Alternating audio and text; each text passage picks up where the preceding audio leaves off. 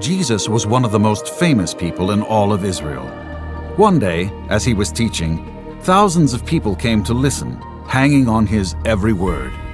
He spoke and taught in a way that people could understand. There were people from all social classes. Some were Jews, others were Gentiles. Yet each of them found significance in the wisdom with which he taught. Jesus had a lot to say, and later during the day, the crowds became hungry. "Jesus, the people are hungry," his disciples came and told him. "You must send the people away to find a place to stay and find something to eat." Jesus looked at the thousands of people. It was a huge crowd. There were 5,000 men, plus women and children.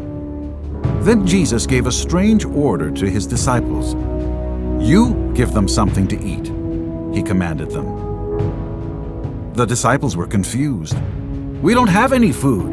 And even if we spent all the money we had on food, there still would not be enough."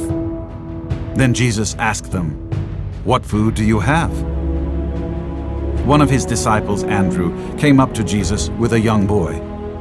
"This boy has 5 barley loaves and 2 fish, but that is not enough for all these people." "Have the people sit down," Jesus instructed.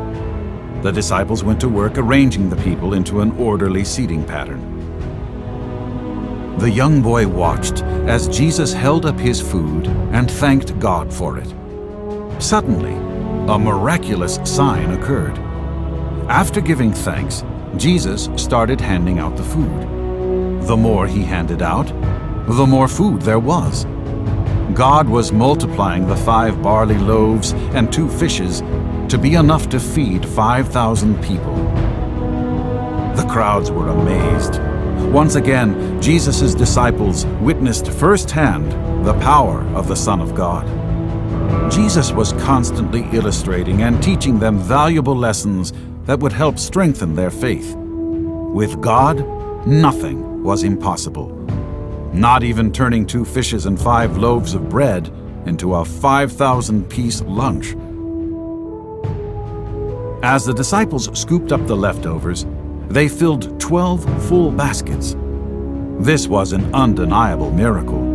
Who could have such power? Indeed, this Jesus was the Son of God.